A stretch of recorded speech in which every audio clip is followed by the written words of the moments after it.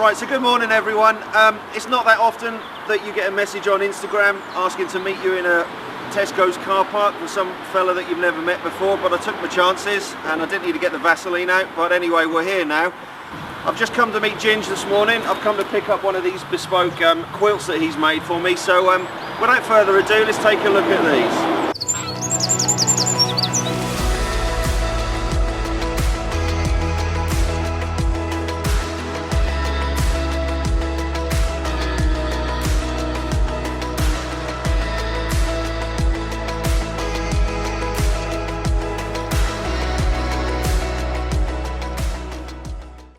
Right, so I came across Ginge on Instagram, I think it was, just after a couple of messages, couple of phone calls, and here we are. He's made me this bespoke quilt. So this quilt that I've asked for him to make is basically so that I can use it for hammock camping and I can use it for ground dwelling as well.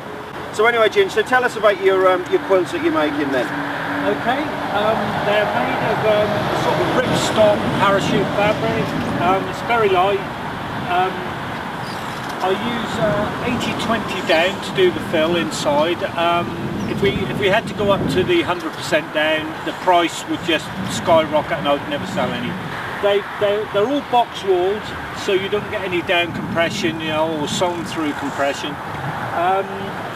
Yeah, and I do two varieties. I do a winter and a summer quilt. I don't do the 3-season, 5-season, etc. And I do them in two lengths to suit, really. Tell us, what made you start making quilts then? I really just got interested in hammock camping, just watching things on on YouTube and what have you. And initially I started to just use a mat in the bottom of the hammock and everything, and then I had a little disaster on Dartmoor where the hammock sunk and was chafing on a rock, and I dropped through the bottom of it. Honest to God, I couldn't believe it. So I thought, anyway, I went online, just had a look at some better hammocks, so I ended up with a Hennessy. Yeah. It was the bottom end of Hennessy, and I didn't particularly like that, so I got a shot of that, and I thought, well, I'm going to need some insulation, so I checked out Shug, and I must admit, in the beginning, I saw these, and I thought, what a faff. And in the end, I bought one, and it's been a revelation, really. His videos are really good. Oh man, they're so good. And for the environment that he camps in, this is what you need. Is the whole thing with what I've asked Ginge to put together for me is basically I want something that's lightweight, something that I can use for hammock camping, something that I can use for ground dwelling.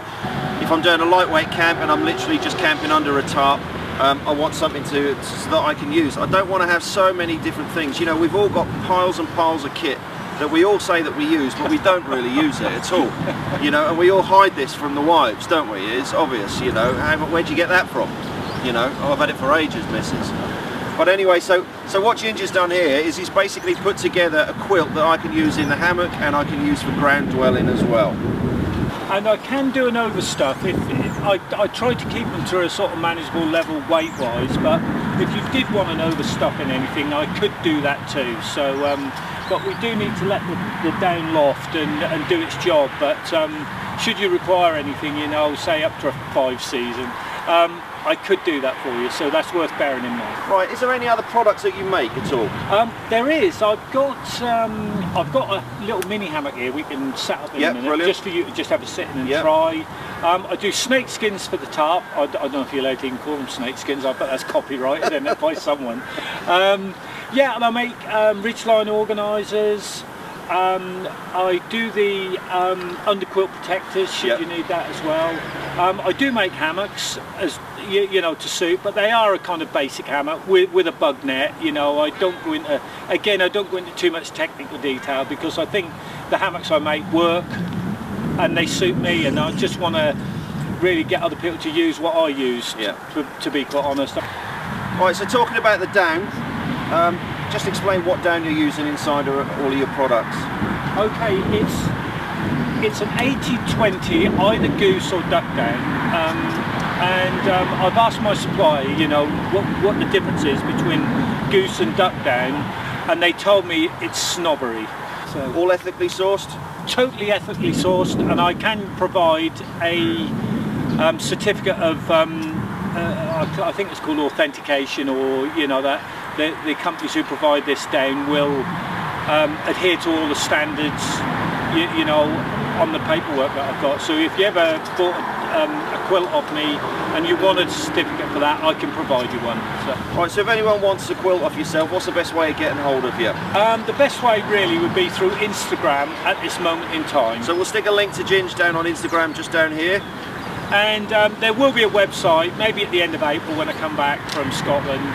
There will be, yeah, not maybe, there will be. So then you'll be able to contact me through that. But at this moment in time, I am just a little small cottage industry, produce maybe, I don't know, 8 to 10 quilts a month and bits and pieces to suit. So should you need anything, click the link and get in touch. Thank you. Right, well I think what we'll do now then, let's just take a look at this little hammock chair that Ginger's built.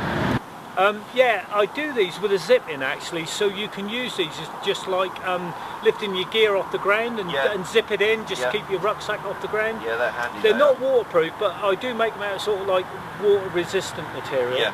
And they work really good too, and you can also use it as a seat and as well as a gear hammock as well. Yeah. So these would do the job. Right, so there we go. I'm really looking forward to giving this a go. So I'd just like to say thanks to Ginge for coming and meeting us here and not making me have to use the Vaseline. But the day ain't over yet. What we'll do now is let's just get out in the woods and let's see what this looks like. Right, so let's take a look at this bespoke hammock quilt that we've had made for us. First thing we need to do is just get the hammock up. So I've got the DD front line with me, so I'm just going to string that between these two trees behind me, and then we'll take a look at this quilt.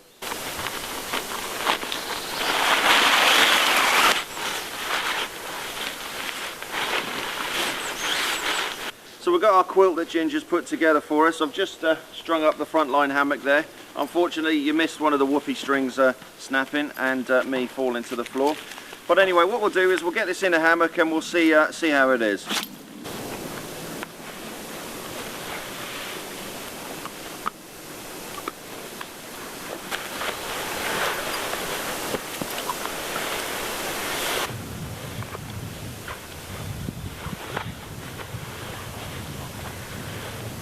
Right, this feels cozy.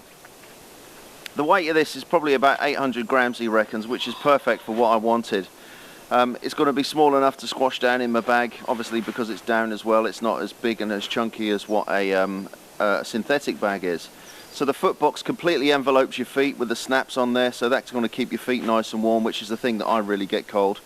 And then this, obviously, with a little snap that's just on the top, you can just snap these together and then pull that over your top there as well, so that's going to keep you nice and toasty. So I'm really looking forward to trying this out. This is going to be, I mean, he says it's 3 seasons, but to be perfectly honest, I think I'll be able to use this for 4, to be honest. So thanks very much, Ginge, for putting this together for us. Really impressed with it. You've done absolutely exceptionally well at building this to how I wanted. I'll stick a link to Ginge in the description below, so if you want to get hold of him to make one of these for you, then follow that link there. So if you haven't subscribed to the channel, please hit the subscribe button that's just here and hit the bell notification to get notified when the next video comes out.